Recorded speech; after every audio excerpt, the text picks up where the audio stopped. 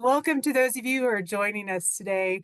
It's so nice to see you. I've seen some people showing up in the chat about all the different places that we're coming from today. Some Colorado, some familiar names from the 1,000 Summers Board, some of our camps in Clearwater, Wisconsin. It's good to see you, Melinda. Also our panelists that are showing up here today. We're excited to have you for this important conversation. This is our next installment of our educational series that we're having here at 1,000 Summers. Again, if you want to take a chance to look at that Q&A function that's down at the bottom of your screen, at the end of our time after Tracy's presentation and our conversation, we'll have a chance to answer any of your questions. So if a question comes to mind while we're talking, feel free to just pop it into that Q&A and it'll show up for us to be able to answer there at the end. To get us started, I'm going to introduce our executive director here at 1,000 Summers, Tim Lucas. Thanks, Victoria. Hi, everybody. Welcome. We're so glad that you're joining us for our conversation today with Tracy Gaslin. Tracy is a professor and a dual certified nurse practitioner. Tracy has a PhD in educational and organizational leadership and has taught for 10 years. Periodically, Tracy works as a camp consultant and publishes in the areas of camp nursing and leadership. She served as medical director for a special needs camp for 6 years and is currently serving as executive director for the Alliance for Camp Health, where she travels throughout the US and Canada, educating about camp health services. Tracy is a frequent presenter and contributor for the American Camp Association and comes to us fresh off the American Camp Association's national conference recently down in New Orleans. Tracy, we're thrilled to have you join us today. Thank you, Tim. It is obviously my pleasure to be with your group. So anytime I get to connect with new camp friends, it is a win-win for me. Well, we're very, very lucky to have you share some of your experience and thoughts with us. And I look forward to being a participant in the follow-up conversation. Thanks again. Yeah, thank you. Good afternoon, everyone. What a great day to be with you all. I am just sharing my screen here. Victoria, you can see that? Yep, you're good to go. Okay.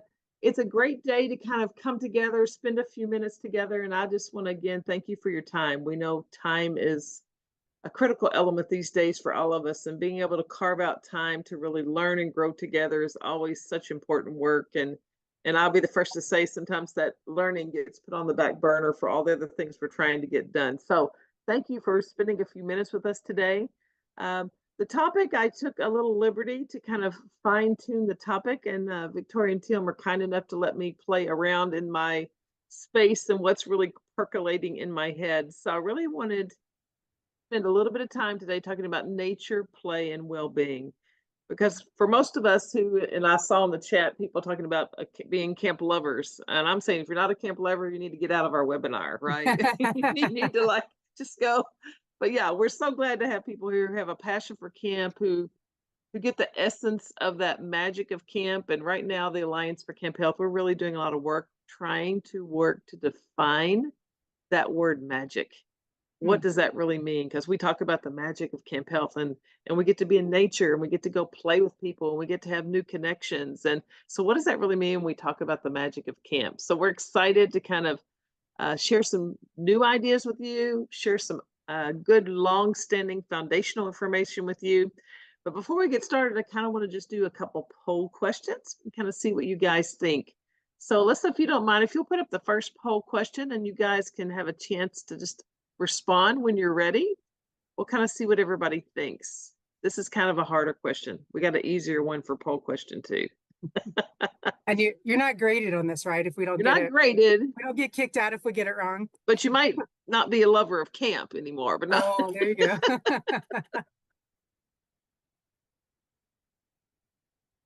So the question is, I think people are seeing, is what is the key benefit of unstructured play? And you've got some options there for our audience who may be watching this later and not seeing it. One of is academic readiness. There's social emotional learning. There's improved language skills or enhanced sleep.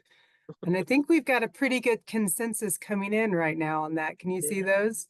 Yeah, that's great. So yes, that is the right answer. So kudos, guys. Social emotional learning is is a terminology you hear in the school and education space, but there is a good deal of overlap of what happens in social emotional learning and what we call MESH, MESH, in the camp setting. All right, can we do the second poll question, Alyssa?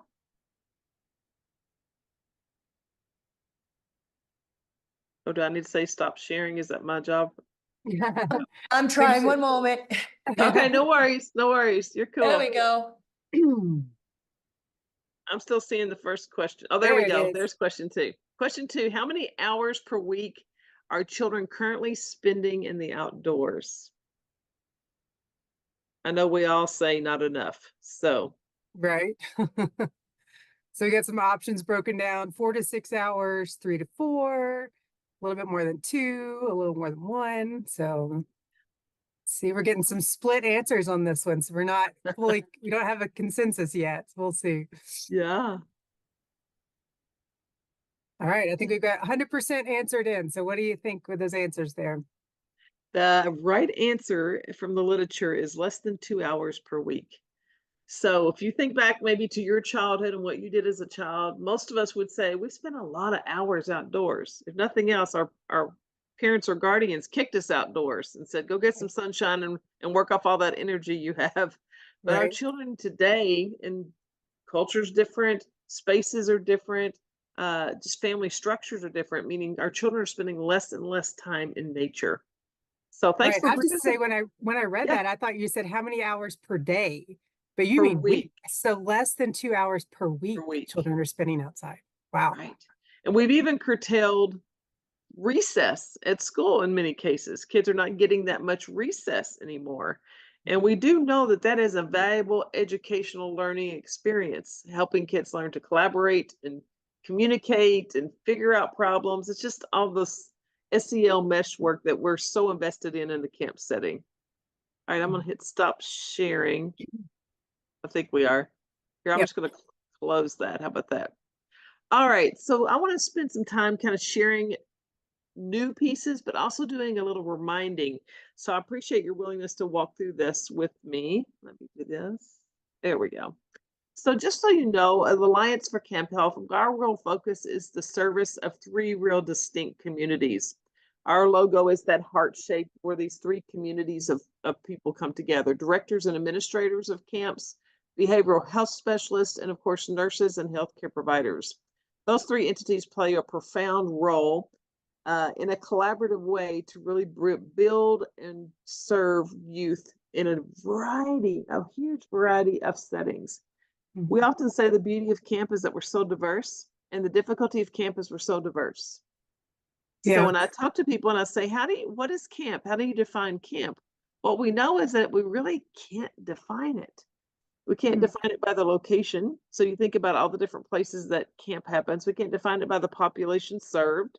We can't define it by the activities offered because it's so diverse. So it's really kind of interesting to say camp is just this beautiful, diverse piece. And in that, we know that there's a camp for every kid. Not every camp is for every kid, but we know there's a camp for every child who would love to participate in camp. It's just a matter of seeking those out and looking for great spaces for them to be engaged. I just wanted to touch base a little bit because most of all of us have heard about ACEs, or adverse childhood experiences. We know coming out of COVID, we also spent a great deal more time talking about adverse community events, because the community experience through COVID was pretty significant, and we all felt that in different ways, encountered that in different ways. People lost jobs, people lost family members, people experienced lack of mobility. Kids did not participate in experiences that are developmentally necessary. I mean, we think, oh, well, they just missed prom or they just missed graduation. But Right. if you stop and think about what you remember about your high school experience, those are the things you reflect back on, those unique and special experiences where you were known, you were valued, you were heard, you had a really cool experience. So many of our youth miss that. I think about the people who were in college and they literally missed 2+ years of that engaged college experience where you really made lifelong friends, and maybe you met your spouse, and maybe you met Right. community connections, and maybe you found your first job through friends at college. Just so many pieces that have that ripple effect off of that community-based educational experience our Right. youth lost. And so these ACEs, whether adverse childhood events or adverse community events, continue to kind of be a piece that are impacting our youth and their mental health. Hmm. The Surgeon General talked about this in his book, and it's such an important piece to think about. And we in camp have a really unique and profound opportunity to turn that trajectory for youth, to really Hmm. help them think about their lived experience and bring about new opportunities for them to hopefully overcome some of these adverse experiences. Right. I'm having a little, there we go. So I want to talk first a little bit about nature, and then we're going to talk a little bit about play, then I'm going to kind of bring them together at the end. Okay. Nature nurtures play.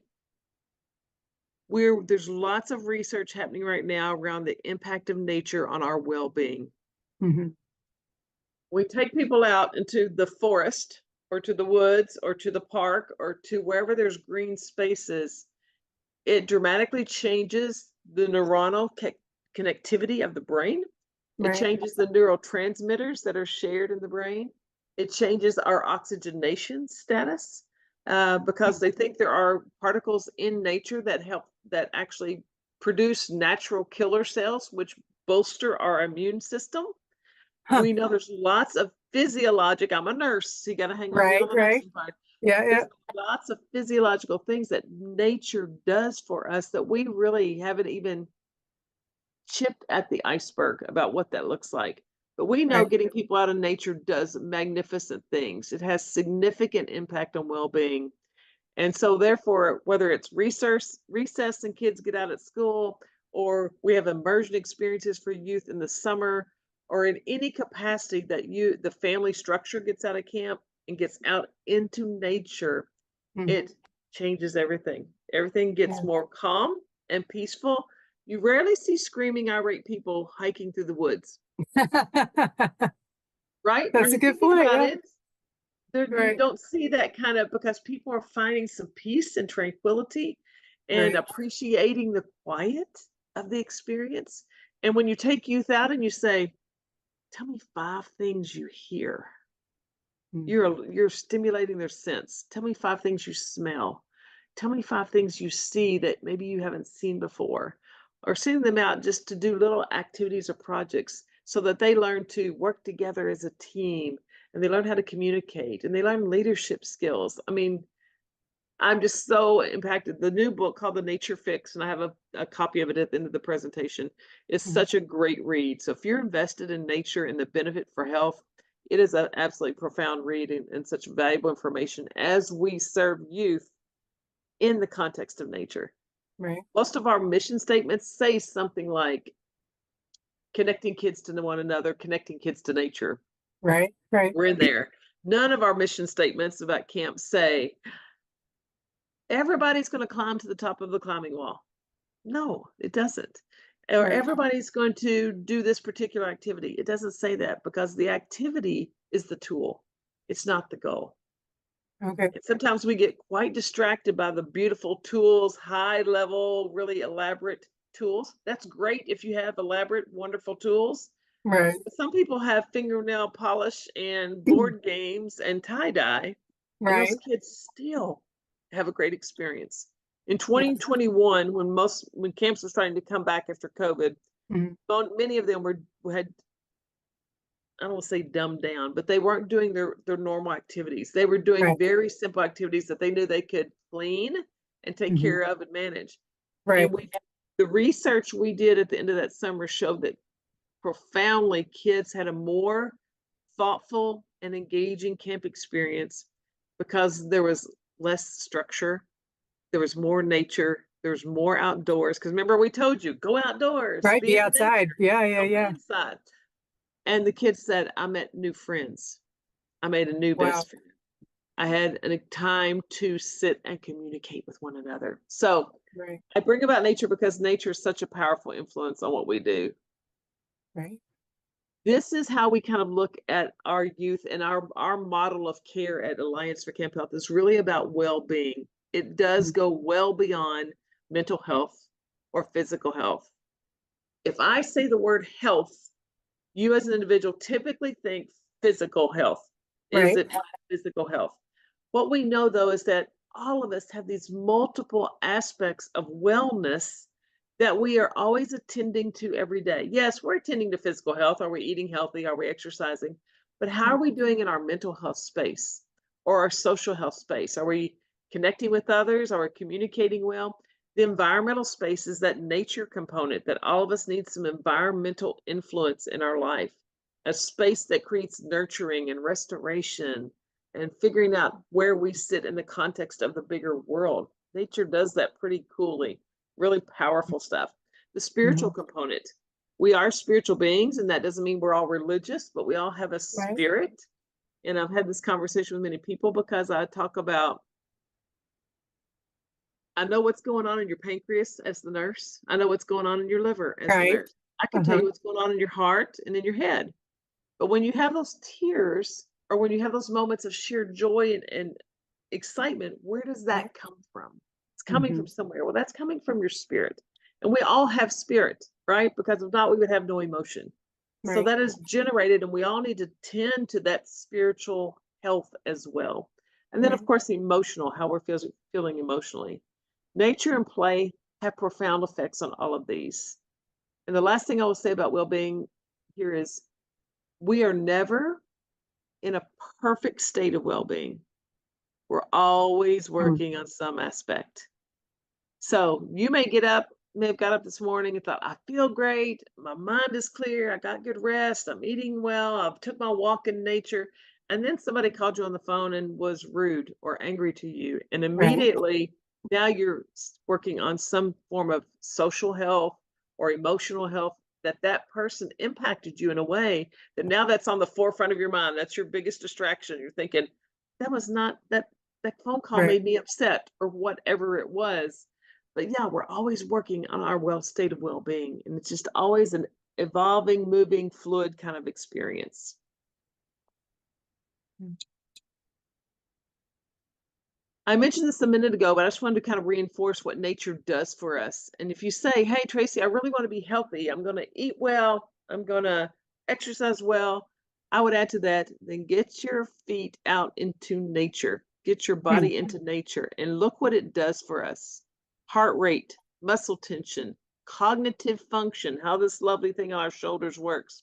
Our immune system is bolstered by those natural killer cells being given to us through nature, reduces our anger, our fear, our stress, improves our mood, Mm. reduces crime and aggression. There's research about bringing people to nature. And then ultimately, as we all know, because we're camp lovers, it builds connection and belonging, Right. the goal for what we do, the Right. essence of what we do. So I Right. just Like I think, know I feel better after going for a walk or a hike, but I don't know that I could have listed these 9 different things that it's affecting in my body. So it's interesting to see it all laid out like that. yeah, isn't that amazing? And you're thinking, Mhm. when you've been working all day or sitting at the desk or in front of a computer, you think, I just need to go outside for a walk. Mhm. But we don't always think, wow, we know it makes us feel Right. better. We don't always go, Right. oh, well, it's going to stimulate some blood flow and my head's going to get cleared and I'll think about something different. I'll think about the dog that's running across the street. And then when Mhm. I come back, I can reset because our brains Right. don't do good doing one thing for a long time.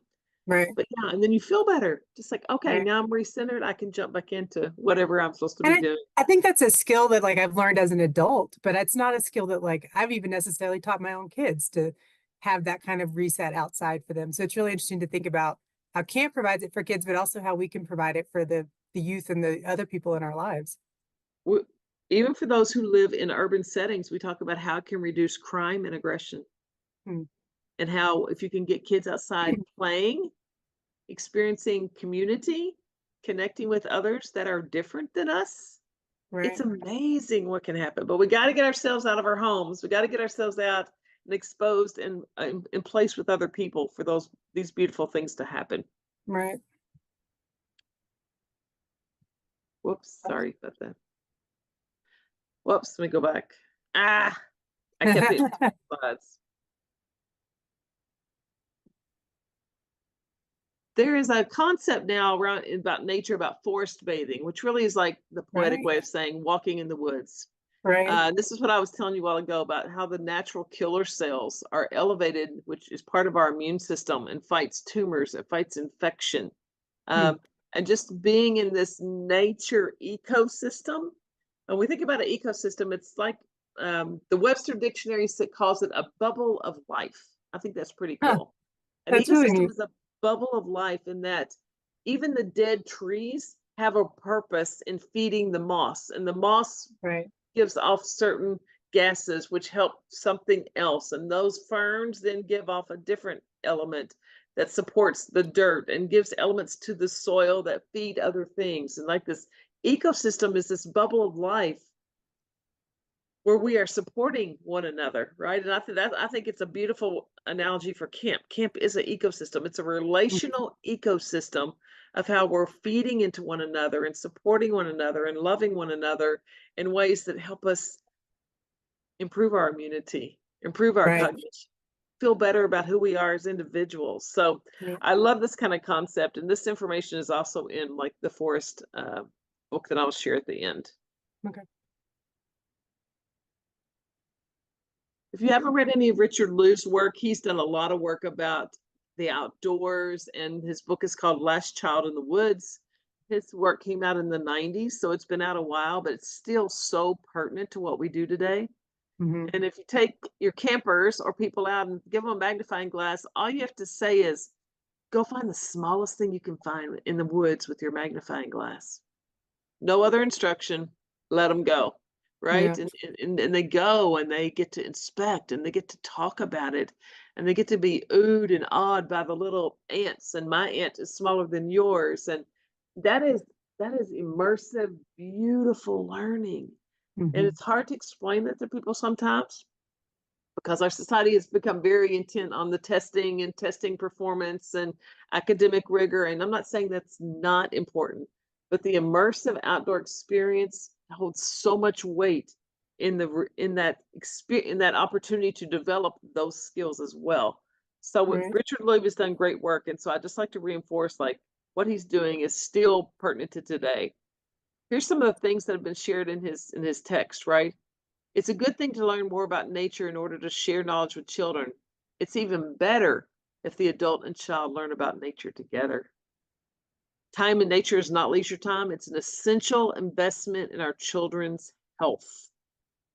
And when we talk health, we can think about well being. Right. Progress does not have to be patented to be worthwhile. Progress can be measured by interactions with nature and its preservation. Can we teach children to look at a flower and see things that it represents? Beauty, health, and a potential for healing. I'm like, yes, yes, so true. In our bones, we need the curves of the hills, the scent of chaparral, the whisper of pines, the possibility of wilderness. We require these patches of nature for our mental health and our spiritual resilience. I mean, he was so dead on. What was that, 25 or 6 years 30, ago? 30, And yeah. here we sit, and his work is still so powerful. So Yeah. just wanted to share some of that with you because I think it's so good.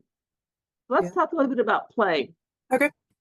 The play is a lot of work done by the U.S. Play Coalition. We do a lot of collaborative work with them.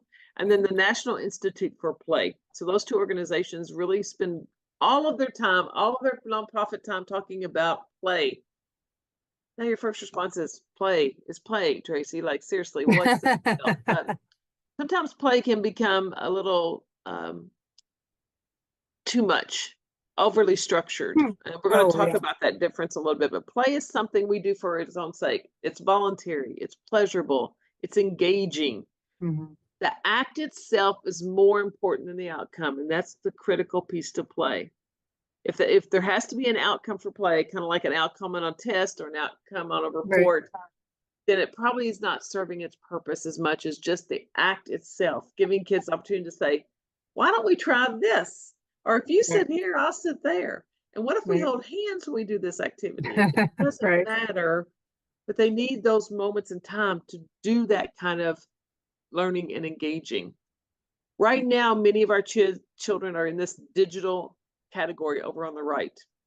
Digital is very closed loop. It's very autopilot. We don't need other people. We can easily be distracted by this lovely phone thing that we all carry around. Hmm. But it really lacks a lot of context. They can't put the pieces together like, well, when somebody said that on the social media, that's out of context. You don't really know the whole picture of what's being said. Right. Digital play is very solo for the most part. It's often highly commercialized. So Right. our youth are being exposed to so much commercialization, some of it good, and of course, a lot of it maybe not so good, but we Right. know that that's the digital piece. Play, analog play is really the opposite, right? It's very open-ended. It's a kind of minds-on, being in the moment, intrinsically motivated. So these kids swinging in this hub, they made their decision about how they were going to get in there. They made a decision about how they were going to sit. They made a decision about how high they were going to swing. They were socializing, so they were talking to each other. You know, they were having Right. some conversation. And it also opens the door for adults to engage with the youth, to say, it looks like you all figured out how to get in the swing all by yourself. Right. Wow, it's cool that you're using the stick to push yourself. I would have not thought about that. Right. So it opens the door for adults now to engage in ways that affirm youth and affirm them in the things they're figuring out through the context of play. Right. The really key pieces that the U.S. Play Coalition and the Foundation for Play really talk about are that they are invested in unstructured play. That Right. is really what they want to see, and they want to see play across the lifespan. One of my poll questions should have been, how many times a day does the average adult laugh? I don't know. The average adult laughs about 25 times a day. How many times a day does the average child laugh? I'm About guessing 250. higher. Yeah, 250. Oh, So wow. we laugh about 10% of the time of what youth laugh. Wow. So yeah, think about what we're doing and how we bring people up. There are moments for seriousness, but Right. laughter is such a beautiful way for people to deal with stress, deal with emotion, and in those kinds of situations. So we really want to encourage people. Unstructured play, where so many elements happen. SEL happens. The other pieces that I'm going to show you in a minute, but unstructured play across the lifespan. So take Mm. your children and your families and your classrooms and your kids at camp, take them outdoors, and don't give any structure. I was at a camp a few months ago, and I was there to do an accreditation visit, and I was just standing there waiting for some other people to show up, and there was this wooded area, and there were kids out in the wooded area. They had cleared it up, and it had a bunch of sticks, long sticks, probably as long Right. as my arm stretched out, stacked up there in the woods. And they said, feel free to go out in the woods, kids, because they could see them all right there, Right. and and play. You don't have to, that's all we're telling Right. you. Go Right. play if you want Go to. do something. Yeah. And literally within about a 5-minute window, they had dispersed out into the woods. They had started picking up the sticks. Some of them were making teepees and seeing if they could make it stand up. Others Right. were knocking on trees to see the sound. Others were doing, and so they gave them Right. no instruction. And just Right. to stand there and embrace the creativity and the imagination and them just figuring out their world is just so cool to Right. watch. Now, to me, that's where I tell people when they're with me, I'm like, don't miss that magic right there. Don't miss that Right. magic. Don't Right. miss that magic. Because kids Yeah. are creating that. We're not creating that for them. We're not Right. saying, hurry up, you're going to be late for archery. Hurry, hurry, hurry. No, Right. wait, Right. hold on. This is a really great conversation we're having right now. What's it matter if we're late for archery? Right. It Because reminds me of do you know Jonathan Haidt's book, The Coddling of the American Mind? yes, Where he talks about when children you do the play dates and you invite the kids over, and then the parents stand outside and direct the play. And they're the ones that are organizing it and they're policing it and they're trying to solve the issues for everybody. And his advice is to go inside, leave them alone, let them figure it out stop. on their own. It may not turn out the way, there may be tears, there may be fight, but like you got to let them do it on their own. Because the more we get involved with it as parents or even as like adults who are supervising, we're suppressing that learning for them. Play is a child's work, Right. right? And if we had somebody standing over us directing every move of our work, we'd be like, hang on a minute.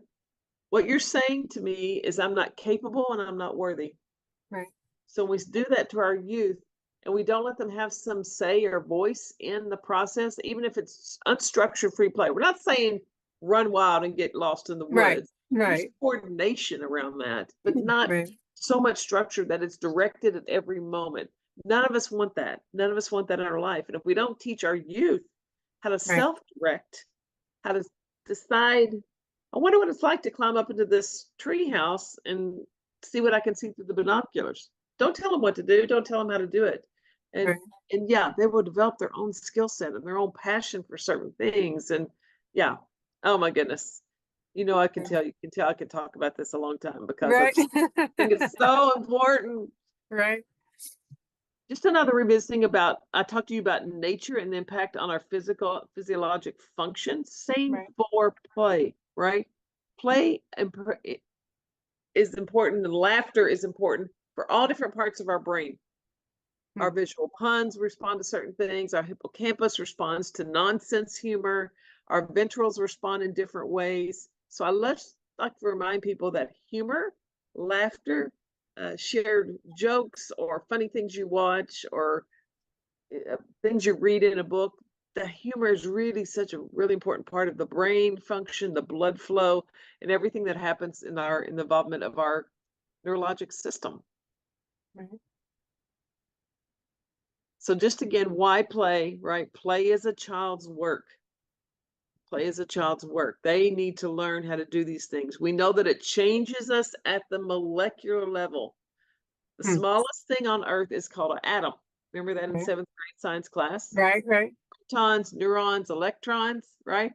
We talk about things, play changing us at the molecular, almost atomic level of who we are, our epigenetic level, kind of at the gene level of who we are and what we do. Play impacts that. Neuronal connectivity, how our brain functions. We know that, like, for example, in our brain, you can't be mad and glad at the same time. Because when you're mad, you're releasing stress, cortisol, and you're saying, I'm so mad at Victoria. I'm just mad. I'm angry at her. I'm so mad. Right. So this cortisol stress release happening, which is harmful to our body. Right. I can't then at the same time say, oh, Victoria, this has been so fun. I'm so grateful, because that's dopamine, oxytocin release happening. Right. And they won't do it together. One shuts the other one off. Right. So if you teach kids how to play, have a positive neuronal connectivity, you hear laughter, you hear joy, all this rush of dopamine and oxytocin are happening, which is so healthy. It lowers our blood pressure. I can go back to that whole list of stuff from Right. nature. All the things. Play does many of those same things. Our behavioral function. We want our youth to learn how to socially and emotionally engage with one another. Right. That's what we call camp. It's so powerful. Learning, adaptation. Our prefrontal cortex, this doesn't get fully developed till we're like older adolescents. Right. I often laugh and say, if you're working with youth about this age, 7, 8, 9, 10, and they do something that you think is not the smartest thing to do, like throw something or splash something, you're going to say, why did you do that? And when they say, I don't know, they are absolutely telling you the truth. Right. They don't know. There was no thought process happening saying, if I do that, then this happens. And if I do that, they're telling you the truth. And people will get upset and say, you know why you did that. No, really, they probably don't. Because that's the prefrontal cortex, which is our rational thinking, is not fully developed till late adolescence. So be patient with your youth. I tell my husband, be patient with me. I still think mine's not always developed. Not done all the way yet. More information about play, right? Improved executive functioning, language growth, math skills. I mean, it just is everything we want it to be. When you bring people out, put them in nature, and give them free unstructured play. This is a pile of dirt, right? Right. A pile of dirt, some shovels, and nothing else. Right. Wow. What are they going to do with that? Who knows? Doesn't matter. It's not about the outcome, right? It's about the act itself, the act of engaging with somebody else. And now your fingers are dirty and mine are too. And how cool is that? We love Mhm. getting our feet dirty and Mhm. fabulous. Right. Absolutely amazing. Amazing. Yes.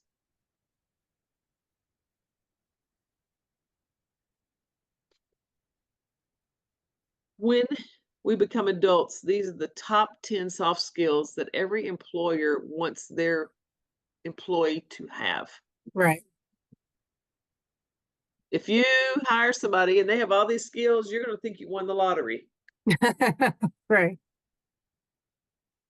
This is Mhm. exactly what we teach our youth at camp and in other youth serving programs. We want them to do all these things. So how Mhm. are we going to get that mud from here to there? Well, we're going to problem solve, right? And how Right. are we going to work together as a team? And when you and I disagree about something, how do we work through negotiating something different? You want Right. lemonade and I want Sprite. So how do we negotiate that? Right. So Mhm. what does that look like? Giving people responsibility. Right. Youth, why do we give kids chores at home? Because they need to feel like they have an important role in the context of the family structure. Right. When you give people responsibility and they can contribute, we're telling them you're worthy, you're capable, and you're valuable. Right. And every parent says, well, that's exactly what I want my kids to have. Okay, Right. then go inside, as you mentioned, Victoria, go inside the house. Don't script the Right. play. Let them Right. fall down, let them skin their knee, and give them some responsibility and ownership to do whatever it is in Right. that experience, because that's the only way they're going to prepare these kind of soft skills that we need for our adult experience. Right. I always tell people we're not building kids, we're building productive adults, Right. promoting productive work habits. We're encouraging decision making. Um, you want those kids to feel like, I feel good enough about myself that I can make this decision. And even if it's wrong, I can back up and go a different direction. Right. It's just Yeah. powerful. I think we've seen some of that backlash, right? Of like children who had parents who were overly involved and didn't help them develop these skills. I know I have a friend who works in college admissions, and the amount of time she spent talking to parents instead of kids, it just had gotten worse and worse and worse over the years. And that I think we're learning to go back. But I also think camp does offer kind of an antidote to that, of getting away from their parents and having to figure out this stuff on their own. But it does help provide that opportunity outside of their day-to-day life to do it.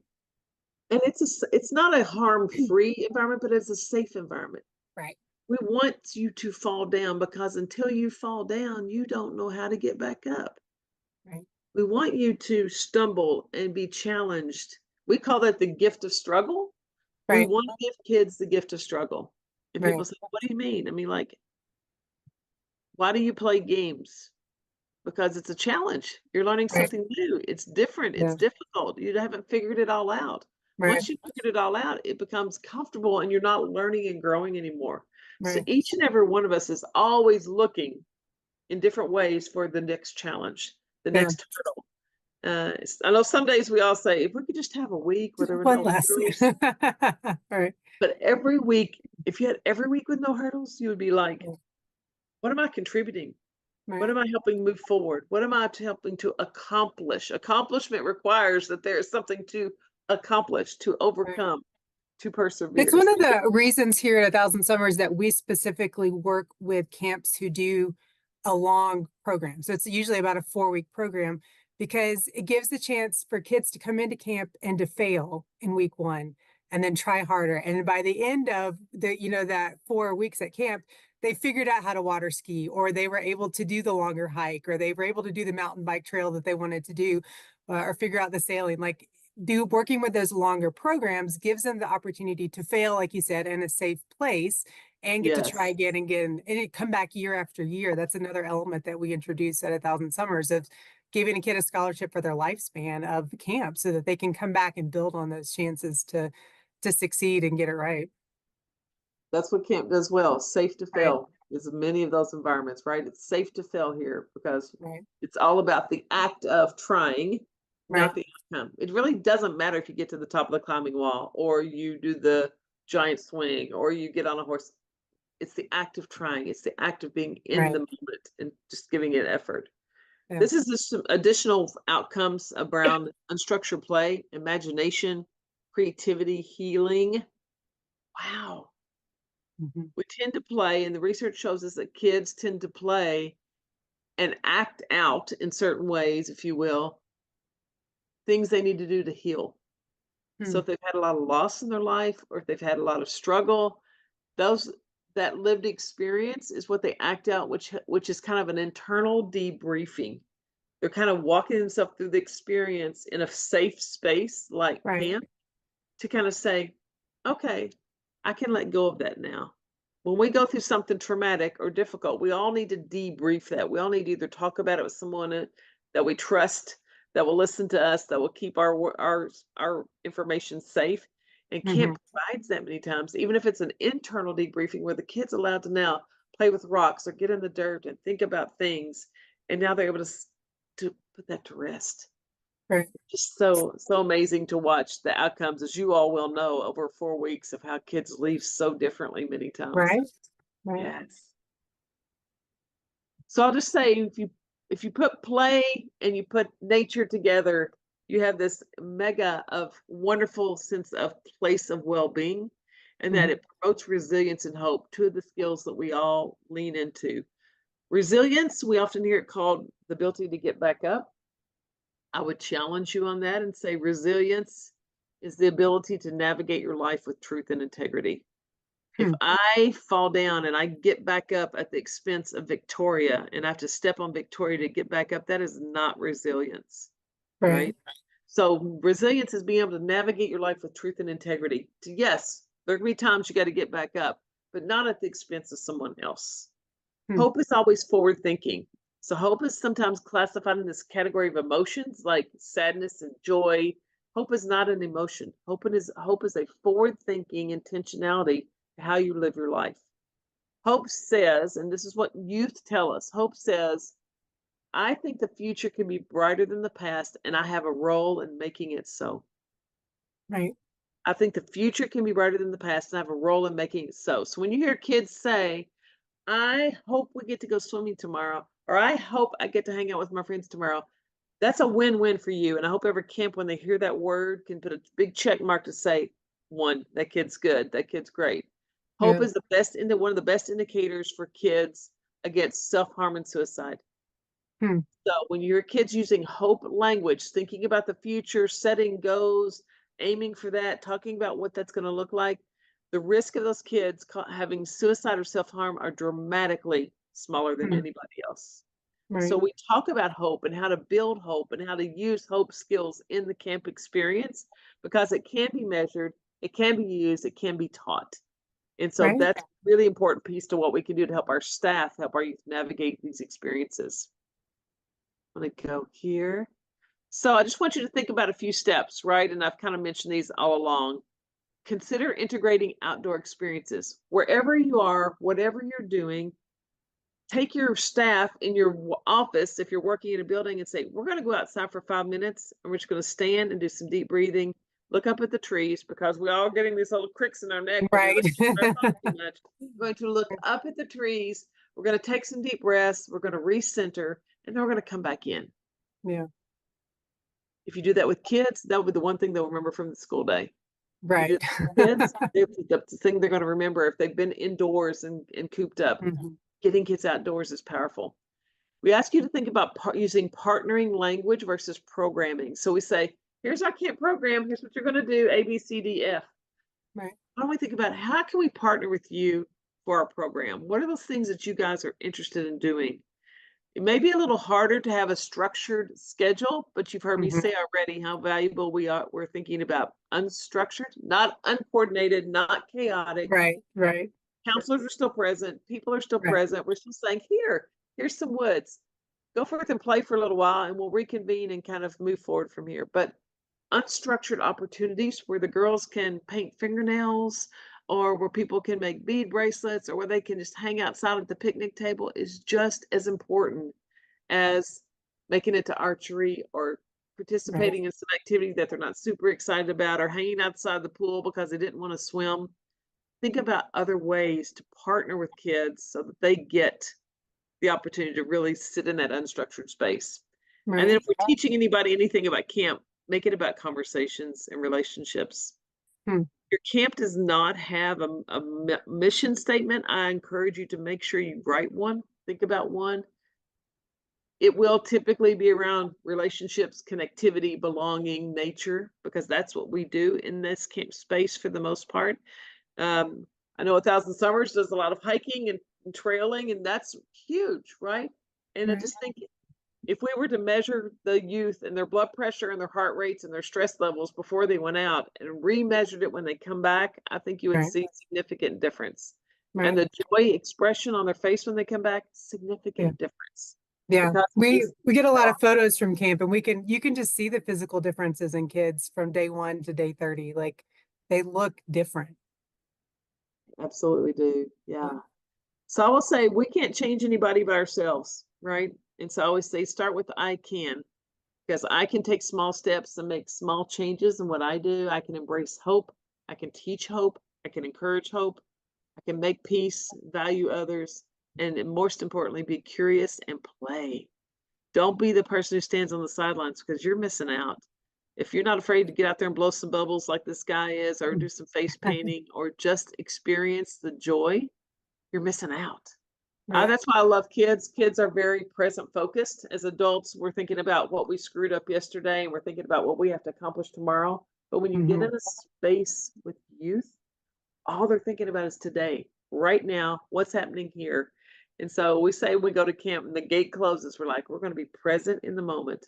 We're not going to worry about what's happening out here, what happened yesterday, or what's coming at us. We're going to be present in the moment and just sit and have relationships and the campfires and the songs and the bubble blowing or whatever it is your camp does. It doesn't matter what tools you're using.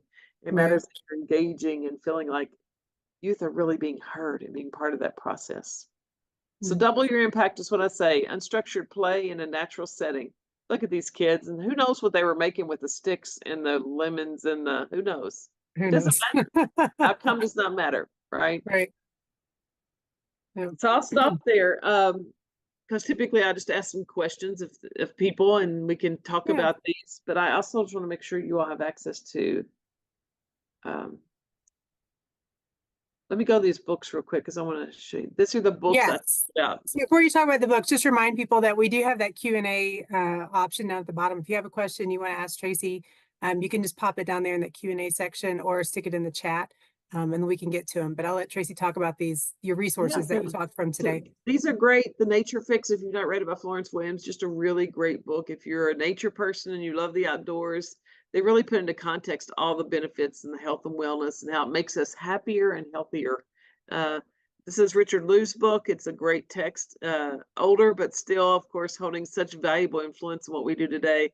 And these are the U.S. Play Coalition and the National Institute for Play. And I always thank them for partnering with us and working on different play activities and play in nature. And just, they do really great research and work. The physicians there are really invested in how play, but they have a neurologist who works with them, a cardiologist. And you think, really? What do they have to do with play? They have everything to do with play. The neurological and cardiac function of us are intimately tied to our ability to play and play in nature. So I just want to make sure I showed those to you all. Yeah. We can do that. I was going to say, one of the questions that I had is that, so at 1,000 Summers, we work to make camp more equitable for children who couldn't afford to do camp on their own, to families that can't afford to send kids to camp, because some camps can be really expensive, and especially these long, wilderness tripping camps that like 1,000 Summers works with, it's thousands and thousands of dollars to send a kid to camp. But we, like you said, as an organization, we believe that camp is a powerful force in a child's life, right? So we hear stories every summer about how camp has changed a child, not only from their own perspective, but from their parents' perspective of just they come back a different kid and they've got all these skills that you're talking about, those soft skills, they're seeing them develop in their 13-year-old or 12-year-old and that kind of stuff, and they're seeing it happen. So what do you think's at stake for kids who don't get this kind of exposure to safe play or that combination of doing it out in nature? Like, what's it kind of at stake, you think, for all of that? Wow, that's a great question because I think it is powerful for youth to have youth-to-youth connection opportunities. And even though youth go to school, they may Right. not be true resilient, connecting experiences. They Right. come in, they have an agenda, they have goals to accomplish. Right. And so I think when they miss these opportunities to be present with others like them, it carries forward in so many ways, right? And so Right. many ways we've talked about, it carries forward, especially in their ability to their well-being. If you think about their well-being, their social skills, their emotional skills, uh, maybe mentally they're dead on. We all say, right, that we may work with people who are exceptionally smart, but they can't talk their way out of a box. And that's a terrible thing to say, but Right. you want Right. people who say, "Oh, I can reach out, I can introduce myself, I can connect with people, I can create a social network," because we know the healthiest people are the number one thing that keeps people healthy, their support network, Hmm. wherever their support is. And that can be friends, that could be community, that could be your faith-based family, that could be a community Right. groups, it could be your best friend in Girl Scouts or Boy Scouts, it could be anybody, right? Right. What is your support network? And as a nurse practitioner, when I'm caring for patients, the ones that have the poorest health outcomes are people who have nobody, Hmm. not the people who have essentially done the most harm to their bodies, but the people who Right. don't have anybody as a support network. Right. And I always, if I had any wish as a healthcare provider, it would be that I could generate in some way a Right. support network for every person, Right. somebody they could call and lean into. So Right. we know youth that come up together, whether they go to the same camp or not, or they expand their family and go to different camp experiences, that they are building support networks along the way. And we are saying in those support networks, and people hear me say this all the time, you're valued, you're capable, and you're worthy. Right. Value you here. You have a voice. You're important. You're necessary. You're capable. We're going to let you have a safe to fail space. We're going to give you the gift of struggle. We're going to push you into the uncomfortable zone. And I love telling parents that up front. I'm like, because if I don't do it in this safe to fail space, how are they ever going to learn? Right. Right. And those kind of conversations with parents and guardians ahead of time, I just are some of my favorite because I ask, what is it you hope to see your youth come out of this camp experience with? What is the Right. outcome? Well, some will say, I just want to get home in one piece. And I say, thank you for that, but I don't believe you. Hmm. I really do believe you have more expectation of this camp experience Right. than for your child to return home in one piece. Why would you be sending them? Right. You're sending them for some reason. Maybe they need respite. I totally get that. Right. Every parents need some respite. But in Right. essence, they're hoping that Right. the child builds friendships and connections and relationship and a sense of belonging. I Right. usually tell camp directors when I'm doing trainings, I say, the last day of camp, when the kid comes up and says, I can't wait to come back to my camp. That Right. word "my" is laden with goodness. Right. That kid feels connected, Mhm. belonging. I belong here. I'm valued Right. here. I'm worthy here. Right. This is my mojo. And so when Mhm. they say, I can't wait to come back to my camp, cha-ching, put a check Right. mark. Finish for them. That was It's it. such an important Yeah. piece of kind of feeling that sense of belonging. Yeah. No, I think it's great. I think the point that you've made with a lot of this is that these are things we can learn. They're things that we can get better at.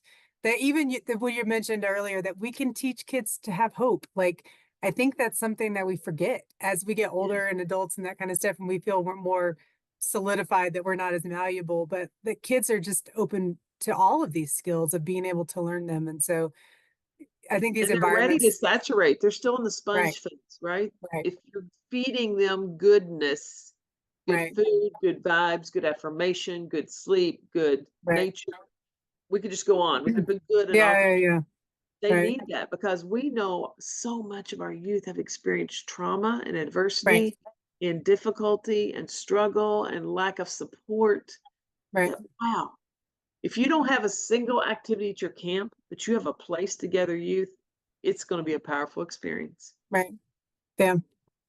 Well, we don't want to take away of your valuable time. I don't think we have any questions that have come through. I think you have answered Yeah, no everyone's question worries. with Go ahead. our great conversation. I am just so thankful for your time that you shared with us today. And thanks again for putting up those resources there.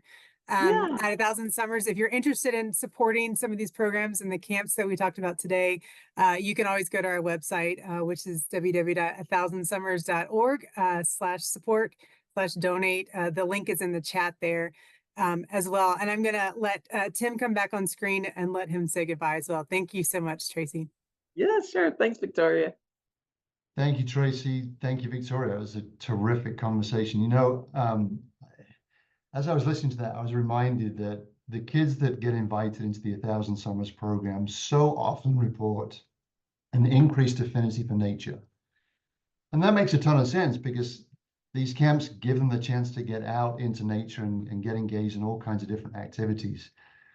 But my understanding about why this is the case has been really expanded, I think, because of this conversation. I suspect that there are many subconscious impacts at work, many of which you've outlined for us today. So I'm really, really grateful for the chance to have you join us and to participate in this wonderful conversation. Thank you. Yeah, my pleasure. It's great to be here. Thank you so much.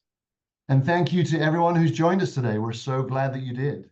If you'd like to recap today's webinar or share it with friends, we will be sending you a link to the recording.